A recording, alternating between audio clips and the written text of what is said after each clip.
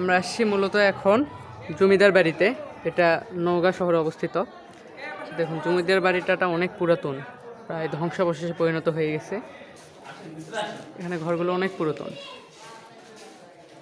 যে ওয়ালগুলো প্রায় ভেঙে গেছে।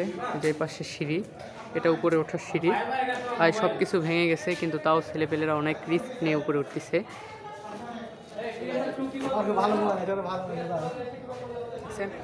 কত সুন্দর, তাই না?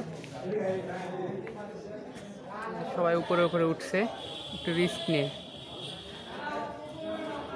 এগুলো উপরে কিন্তু কোনো ছাদ না, এগুলো ট্যালি দিয়ে ছাদ দেওয়া, এখনকার যেরকম আধুনিক এরকম ছাদ না। সিঁড়ি দিয়ে একটু উপরে উঠে দেখা যায় উপরের কি অবস্থা। একটু উপরে ওঠা যাক।